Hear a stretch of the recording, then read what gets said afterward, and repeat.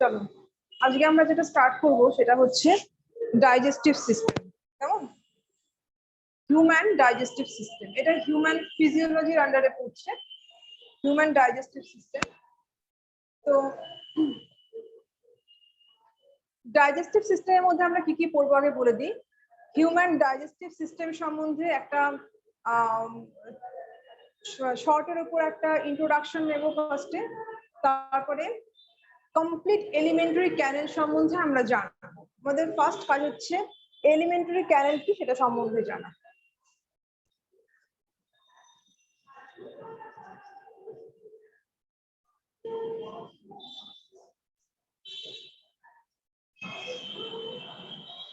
Human ফিজিওলজির আন্ডারে পড়ছে এটা ডাইজেস্টিভ সিস্টেম। আচ্ছা দুই ফ্রেন্ড, ইয়েগুলো কি সব উল্টো উল্টো দেখাচ্ছে নাকি সোজা দেখাচ্ছে? একবার দেখো তো, লেখাগুলো কি উল্টো দেখাচ্ছে না সোজা দেখাচ্ছে জানো? সোজা আছে, ওকে। ডাইজেস্টিভ সিস্টেমের মধ্যে ফার্স্টে আমরা জানবো what is digestive system and what is the meaning of digestion. Digestion কথাটার অর্থ কি? দেখো, যখন আমরা কোনো খাবার খাচ্ছি, খাবারটাকে আমরা কমপ্লেক্স ফর্মে খাচ্ছি, কমপ্লেক্স ফুড স্টাফ আমরা নিচ্ছি। ডাইজেশন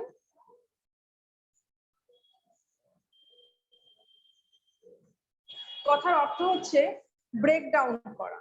যখন তুমি কোনো খাবার খাচ্ছ, সেটা ভাত খাও, মাছ খাও, মাংস খাও, যেটাই খাচ্ছ না কেন, কমপ্লেক্স ফর্মে খাচ্ছ, শক্ত খাবার খাচ্ছ। সেই খাবারটাকে মুখের মধ্যে নিয়ে ফার্স্টে খাবারটাকে ব্রেকডাউন করছো, যেটাকে আমরা বলি ফিজিক্যাল ব্রেকডাউন। তারপরে আস্তে আস্তে খাবারটা যত নিচের দিকে নামবে তত খাবারটা কেমিক্যাল ব্রেকডাউন হবে। কেমন?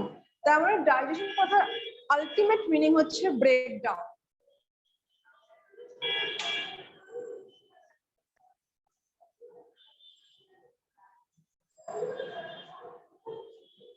ব্রেকডাউন অফ ফুড, ডাইজেশন কথা মানে।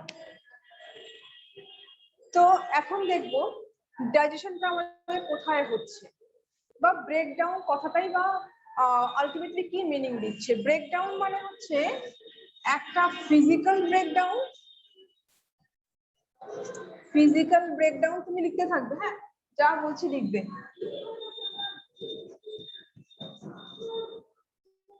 দেন কেমিক্যাল ব্রেকডাউন। ফার্স্টে হবে physical breakdown, after that chemical breakdown. যদি ডাইজেস্টিভ সিস্টেমের ছবি আঁকি, ডাইজেস্টিভ সিস্টেমের হিউম্যানের ক্ষেত্রে ছবিটা এরকম টাইপের হবে।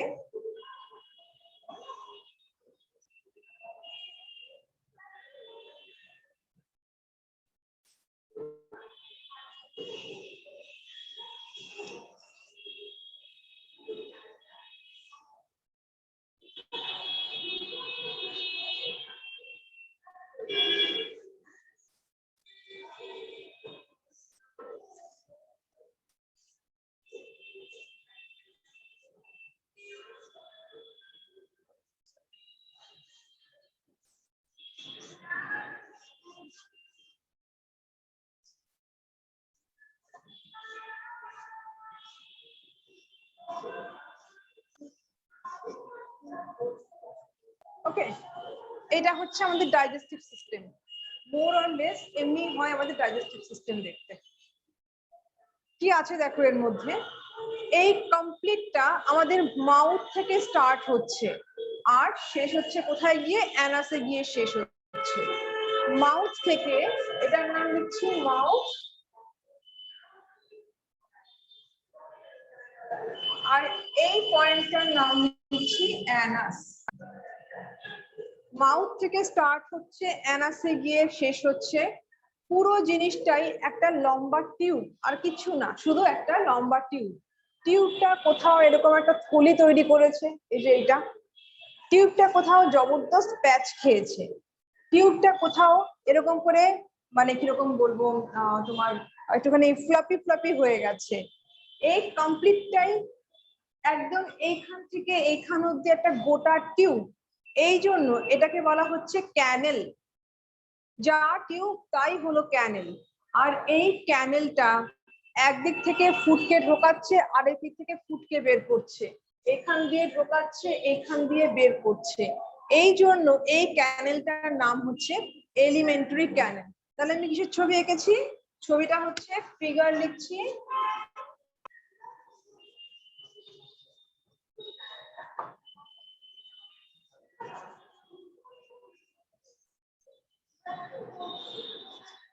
এলিমেন্টারি ক্যানেল। চট করে আগে এইটুকুনি করে নাও, ছবিটা এঁকে নাও।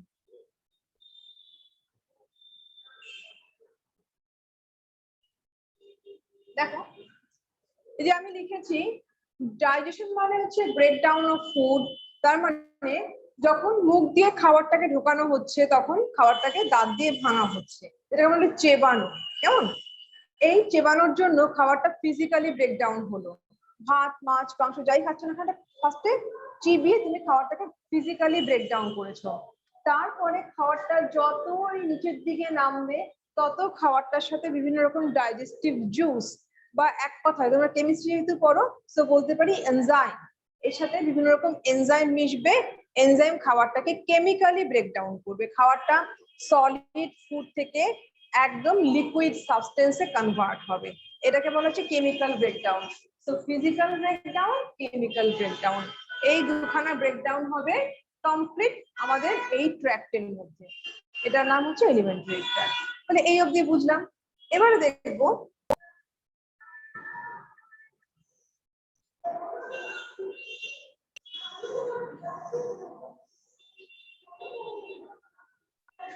আমাদের এই এলিমেন্টারি ক্যানেলের মধ্যে কি কি অর্গান রয়েছে। ফার্স্টে আমি অর্গানগুলোর নাম বলছি, তুমি লিখতে থাকো। Parts of elementary canal. Elementary ক্যানেলের কি কি পার্টস রয়েছে দেখবো।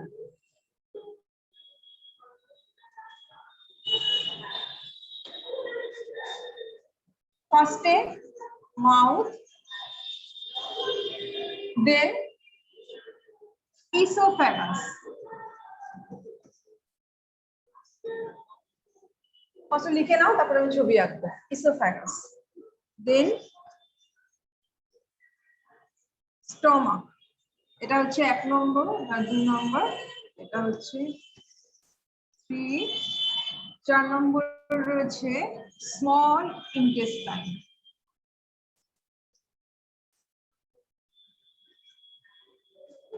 Number 5 large intestine. এই কটা পার্ট নিয়ে আমাদের টোটাল এলিমেন্টারি ক্যানেলটা তৈরি। দেখো এই ছবিটা আর বুঝবো না।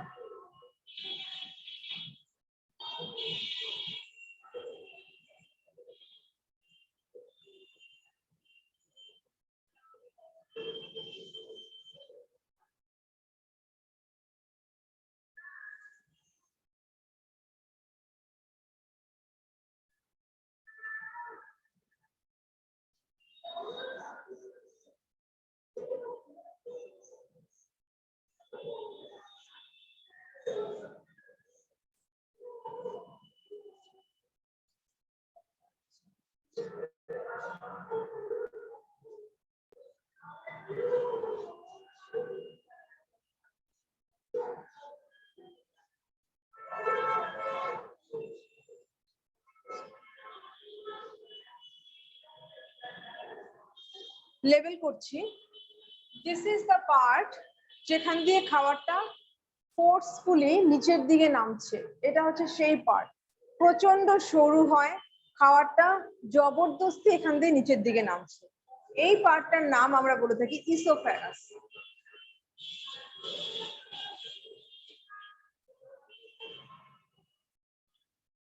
ডান, এই পার্টটার নাম হচ্ছে ইসোফ্যাগাস। দেখে নাও। নেক্সট, এই যে একটা পাউচের মতো পার্ট দেখতে পাচ্ছি, এই পার্টটার নাম হচ্ছে স্টমাক। কোথায় থাকে? জেনারেলি আমাদের পেটের মধ্যে স্টমাক থাকে। দেখবে যখন আমরা খাওয়া দাওয়া করি তখন পেটটা মনে হয় এবং ফুলে উঠেছে। কেন? কারণ স্টমাকটা হচ্ছে একটা পাউচের মতো, একটা বেলুনের মতো। যত তুমি ওর মধ্যে খাবার ভরবে, জল ভরবে, তত পাউচটা ফুলতে থাকবে। যখন তুমি খাবে না বা অনেকক্ষণ ধরে তুমি খাওনি, তখন খাবারের অভাবে স্টমাকটা, পাউচটা এরকম চিপসে যাবে। এই হচ্ছে ফান্ডা। এটার নাম হচ্ছে স্টমাক।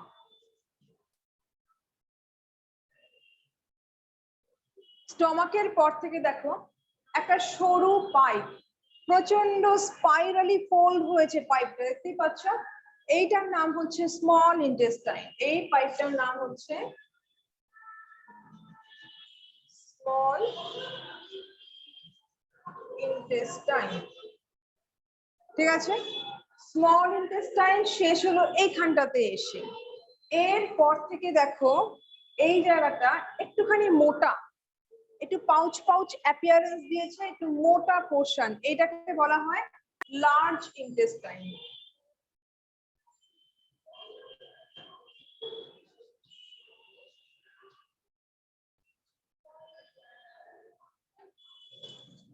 লেভেল করে নাও।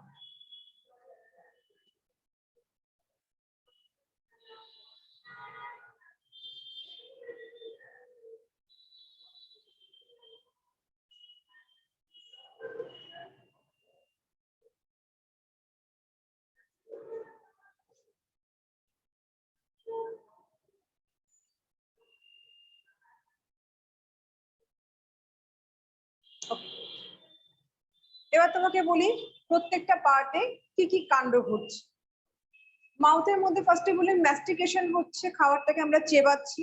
চেবানোর পরে খুব বড় প্রশ্ন যেটা, যে খাবারটা এত সরু পাইপ দিয়ে নামছে কেমন করে?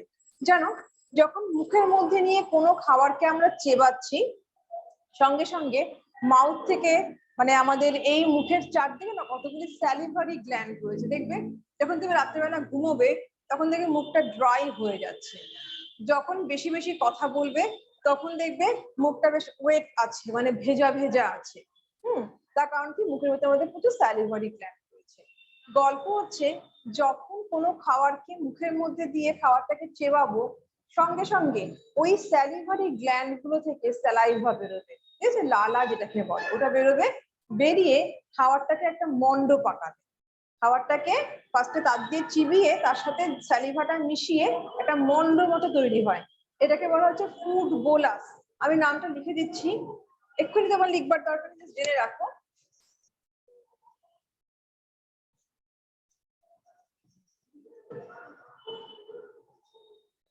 কোথাও বিও এল ও ইউএস থাকে, কোথাও বিও এল ইউএস থাকে। ফুড বোলাস, খাওয়ারের সেই মন্ডটাকে বলছে ফুড বোলাস। এবারে প্রবলেম হলো কি, খাওয়ারের যে মন্ডটা তৈরি করলাম এটা কিন্তু বেশ বড় সড়ো সাইজের, কারণ আমরা এক একটা গ্রাসে কিন্তু বেশ ভালো রকমের খাবার নিই, ঠিক তো?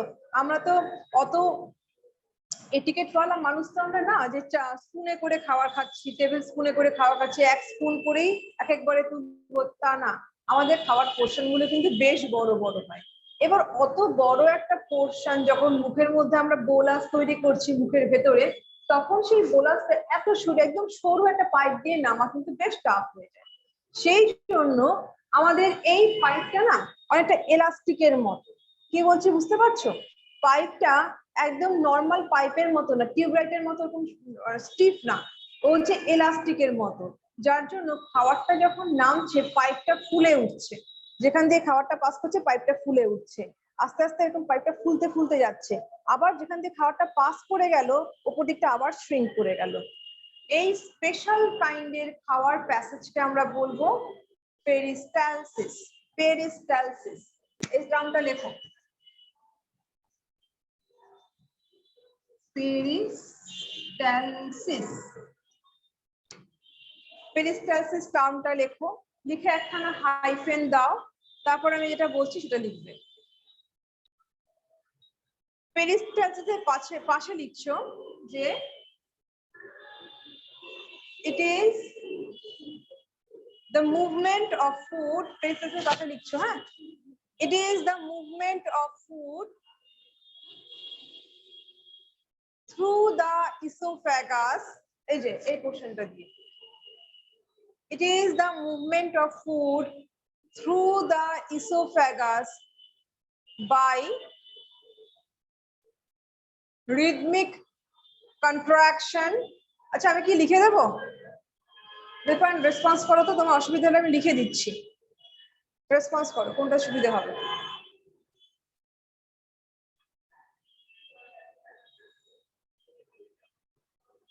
লিখে দাও, ঠিক আছে।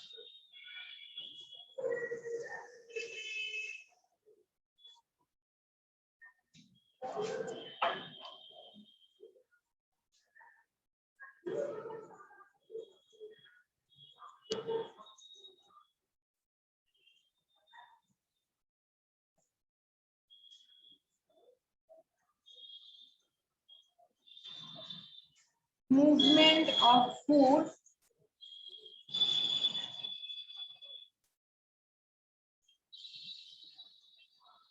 through the esophagus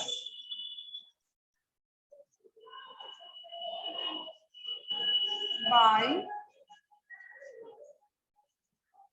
rhythmic contraction and relaxation of the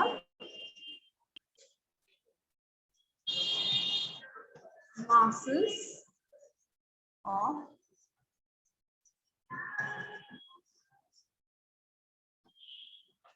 esophagus.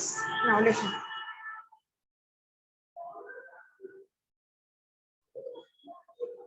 অর্পণ কটার সময় জয়েন করার কথা ছিল? ভিডিও দেখে নেবে, জুমে ভিডিওটা দেখে নেবে, স্যার যখন আপলোড করে দেবে। কেমন? লেখো পেরিস্টালসিস মানে ইসোফ্যাগাসটা জানো, ইসোফ্যাগাস মানে আমাদের গলার এখান দিয়ে টিউবটা নামছে। আবার তোমরা ভেবো না গলার এই টিউবটা ইসোফ্যাগাস, তা কিন্তু নয়, এর পেছন দিকে রয়েছে ইসোফ্যাগাস, এর ঠিক পেছন দিয়ে রয়েছে, এখান দিয়ে রয়েছে ইসোফ্যাগাস। তো এই ইসোফ্যাগাসের টিউবটা ওটা না প্রচুর মাসল দিয়ে তৈরি। মাসল মানে কি, যেখানেই মাসল থাকে সেখানেই সেটা কন্ট্রাকশন রিল্যাক্সেশন করে। সাপোজ আমাদের হাতের এখানটায় মাসল রয়েছে, হাতের এখানটায় মাসল, এখানে মাসল, সব জায়গায় মাসল রয়েছে। আমরা খুব প্রমিনেন্টলি মাসলটাকে দেখতে পাই, সেটা হচ্ছে আমাদের হাতের এখানকার মাসল, যেটাকে বলে বাইসেপ মাসল। তোমাদের এই মাসল পড়িয়েছিলাম। বাইসেপ মাসল যেটা আছে, আমরা যখন এরকম করি তখন বাইসেপটা ফুলে ওঠে, যখন এমন করি তখন বাইসেপটা ফ্ল্যাট হয়ে যায়। So this is called contraction and relaxation. যেখানেই মাসল থাকবে সেখানেই কাজ হচ্ছে কন্ট্রাকশন রিল্যাক্সেশন। এই যে আমি হাতটাকে যে এরকম করছি, কন্ট্রাকশন হলো, হাতটাকে যে এরকম করলাম, রিল্যাক্সেশন হলো, due to presence of muscles here. ঠিক আছে, আমাদের এখানে ভর্তি ভর্তি মাসল প্রচুর। ঠিক তেমনি করে এই যে ইসোফ্যাগাসটা যাচ্ছে, ইসোফ্যাগাসের ওয়ালের মধ্যেও মাসল রয়েছে, আর এই মাসল গুলো কন্ট্রাকশন রিল্যাক্সেশন করছে, যার জন্য খাবারের বোলাস, ওই ফুড বোলাসটা এখান থেকে প্যাসেজ করতে পারছে, মানে পাস করতে পারছে। বোঝা গেল? রেসপন্স করো, ইয়েস নোতে রেসপন্স করো। Peristalsis clear?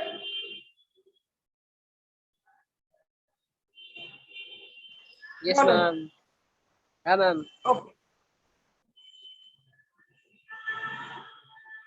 ঠিক আছে, তাহলে পেরিস্টালসিস হয়ে গেল।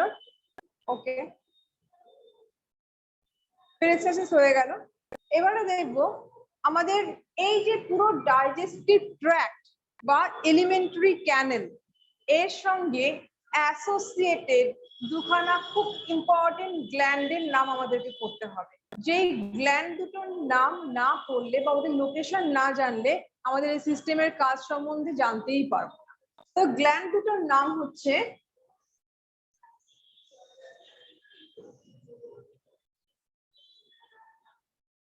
দেখো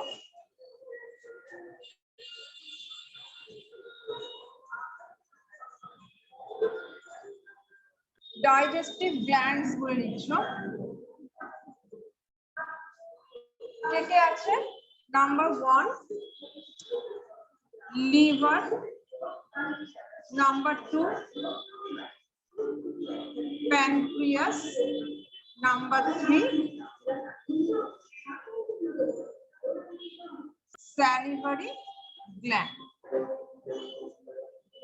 তিন রকমের গ্ল্যান্ড তো আছে আমাদের ডাইজেশনের জন্য, বাট এদের মধ্যে সব থেকে ভাইটাল হচ্ছে লিভার। লিভার হচ্ছে সব থেকে ইম্পর্টেন্ট। লিভার না থাকলে একটা মানুষ বাঁচতেই পারবে না। প্যানক্রিয়াস না থাকলে হ্যাঁ মানুষটা খাওয়ার দাওয়ারে অসুবিধে হবে, সব রকম খাবার খেতে পারবে না বা খাওয়ার হজমে অসুবিধে হবে, সত্যি কথা। স্যালিভারি গ্ল্যান্ড না থাকলেও মানুষের বেশ অসুবিধা হবে, কিন্তু মানুষটা বাঁচতে পারবে অ্যাটলিস্ট। লিভার না থাকলে মানুষটা বাঁচতেই পারবে না, এটা একদম ফ্যাটাল কন্ডিশন, ডেডনিং কন্ডিশন। লিভার হচ্ছে লার্জেস্ট ডাইজেস্টিভ গ্ল্যান্ড। আমি এখানে লিখছি লার্জেস্ট গ্ল্যান্ড। প্যানক্রিয়াস হলো গিয়ে সেকেন্ড লার্জেস্ট গ্ল্যান্ড।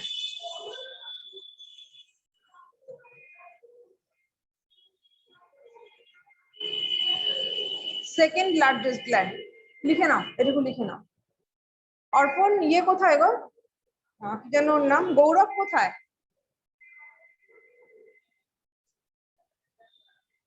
অর্পণ রেসপন্স করো, তোমার বন্ধু কোথায়, গৌরব কোথায়? বলো বলো।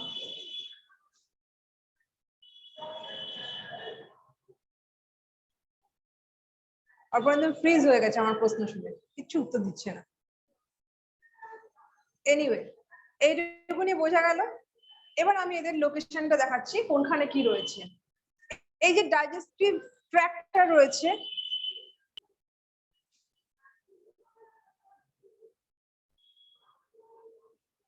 আচ্ছা ঠিক আছে, এই যে পুরো ডাইজেস্টিভ ট্র্যাক্টটা রয়েছে এর মধ্যে এখানটা মুছে দিচ্ছে, লিভার দেখানোর জন্য জায়গাটাকে মুছলাম।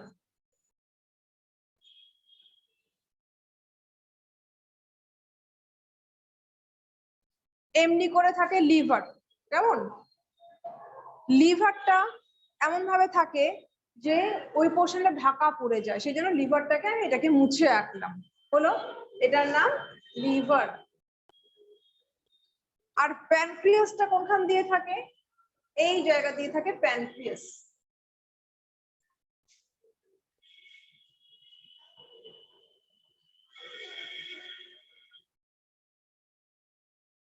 এটার নাম হচ্ছে প্যানক্রিয়াস।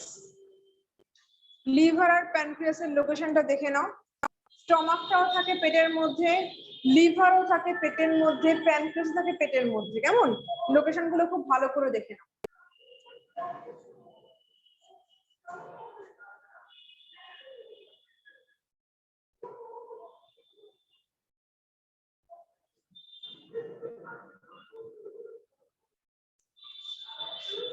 একটা ইম্পর্টেন্ট কথা এখন বলবো, সেটা হচ্ছে এই পোর্শনটা খুব ভালো করে দেখো। এই যে এই পোর্শনটা আছে এর নাম আমি রেখেছি স্মল ইন্টেস্টাইন, আর এই যে এই জায়গাটা আছে এটার নাম রেখেছি লার্জ ইন্টেস্টাইন। কিন্তু যদি আমরা একটা ফিতা দিয়ে বা একটা মেজারিং টেপ দিয়ে যদি মেজারমেন্ট নিই তাহলে দেখতে পাবো small intestine is larger than large intestine. Large ইন্টেস্টাইনের যা লেন্থ হয় তার থেকে স্মল ইন্টেস্টাইনের লেন্থ অনেক বেশি। স্মল ইন্টেস্টাইনকে না পেটের ভেতরে এরকম জড়া পাকিয়ে গিয়ে পুরো, যেটাকে আমরা নাড়ি ভুঁড়ি বলি না, বাংলায় নাড়ি ভুঁড়ি বলি, সেটাই হচ্ছে অ্যাকচুয়ালি স্মল ইন্টেস্টাইনটা। ওটা পেটের ভিতরে এত জড়া পেঁচায়, এত জড়া পেঁচায় যে দেখতে মনে হয় কি কতগুলো নুডলস এর মধ্যে কি রাখা রয়েছে। তো প্রশ্ন হচ্ছে small intestine is longer than large intestine. স্টেটমেন্টে আমি লিখছি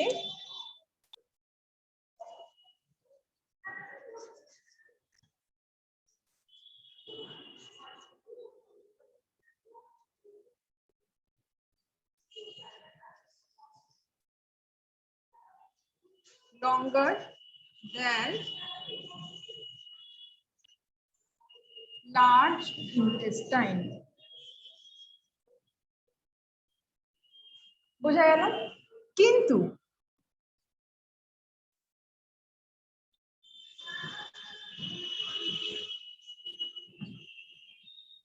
সরি,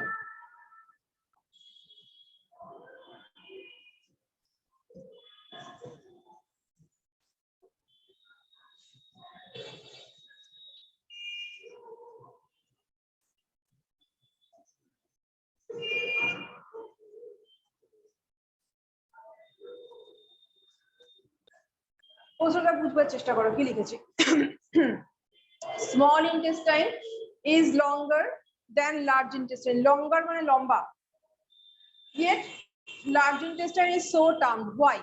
কেন এমন হয়? তার কারণ এটা আমরা ডায়ামিটারের বেসিসে বলছি, ঠিক আছে? দেখতেই পাচ্ছ স্মল ইন্টেস্টাইনের ডায়ামিটারটা অনেক সরু, ডায়ামিটার কম, আর লার্জ ইন্টেস্টাইনের ডায়ামিটারটা কম্পারেটিভলি অনেকটা বেশি। এই জন্য এদের ডায়ামিটারের উপর বেস করে একে লার্জ আর ওকে স্মল বলা হয়েছে। আনসারটা লিখে নাও তো। কোশ্চেনটা লেখার পর আনসারটা লেখো, লিখে একখানা ছোট্ট ছবি তুলে আমাকে হোয়াটসঅ্যাপে দাও দেখি।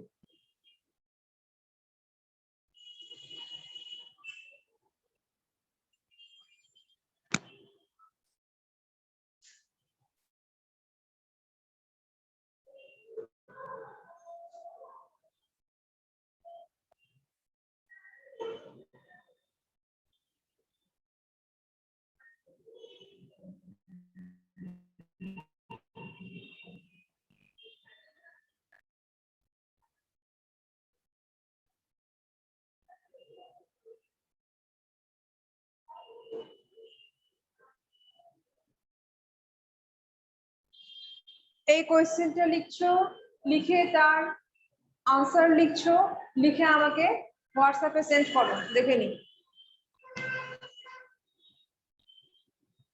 হ্যাঁ করো।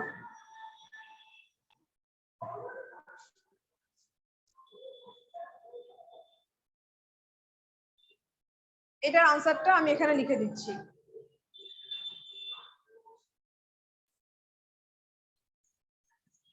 As the diameter of the large intestine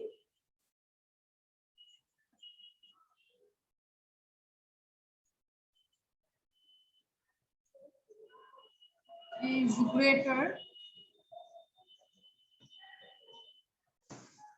than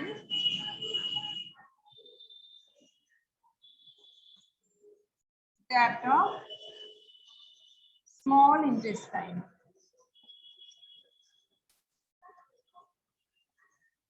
So, large intestine is so termed. লিখে নাও আনসারটা। এখানে আমাদের কিওয়ার্ড, জানো তো বায়োলজির সময় কিওয়ার্ড মেনটেন করতে হয়। বায়োলজি শুধুমাত্র ধরে মুখস্থ করে গেলে হবে না। ওকে, বায়োলজি শুধু ধরে মুখস্থ করলে হবে না, তোমাকে কিওয়ার্ড গুলো মাথায় রাখতে হবে। কিওয়ার্ড না বসালে বায়োলজিতে কোনো নাম্বার তুমি পাবে না, যতই এত বড় বড় তুমি গল্প লেখো না কেন। এখানে কিওয়ার্ড কোনটা আছে দেখো,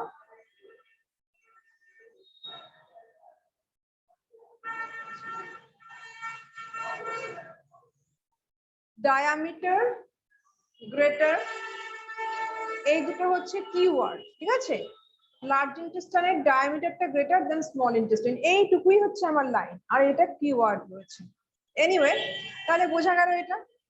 এবারে জাস্ট বলে দেব মাউথের ভেতর কি রয়েছে। মাউথের মধ্যে কি রয়েছে, একদম স্টার্টিংটাই হচ্ছে মাউথ, স্টার্টিংটাই হচ্ছে মাউথ। তো মাউথের ভেতরে একটা ক্যাভিটি রয়েছে। সাপোজ তোমরা যদি ভাবো আয়নার সামনে বড় একটা হাঁ করে যদি দাঁড়িয়ে দাঁড়িয়ে দেখো কি আছে ভেতরে, তখন দেখবে ভেতরটা পুরো অন্ধকার, একটা ক্যাভিটি রয়েছে, একটা গুহা মতো রয়েছে। এইটাকে বলা হচ্ছে ওরাল ক্যাভিটি। লিখছি,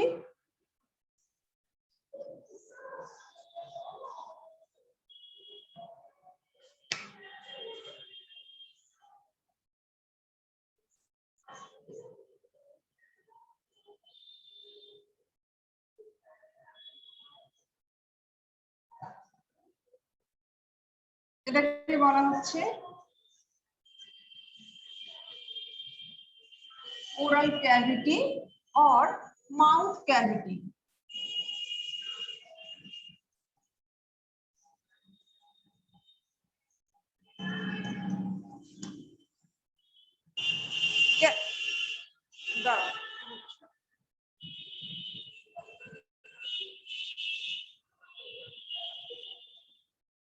আর একবার হ্যাঁ বলছি, দেখো দৈপায়ন, মাউথ ক্যাভিটি মানেটা কি?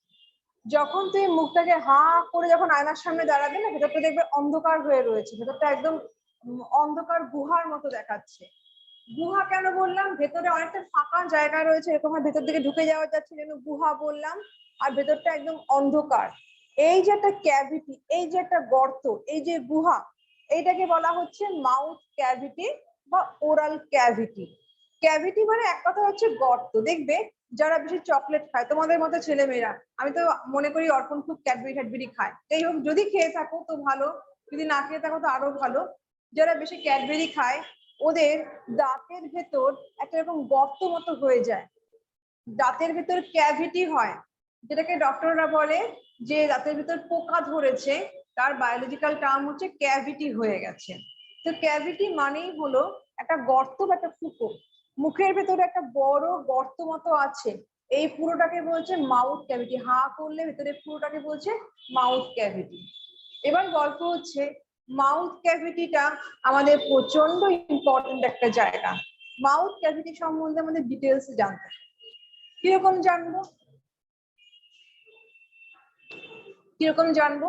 যতখানি আমাদের ক্লাস 9 এর জন্য নেসেসারি ততখানি জানবো, তার বেশি জানবো। ঠিক আছে? কটা বাজে? 6:30 বেজে গেছে নাকি?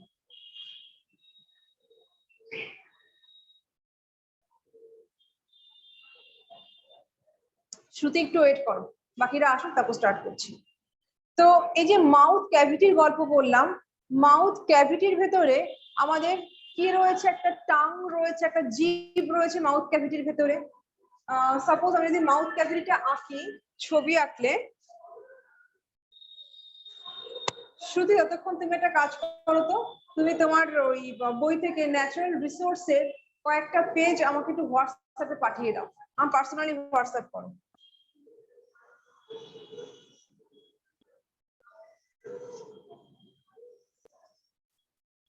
সাপোজ এইটা হচ্ছে আমাদের মাউথ ক্যাভিটি।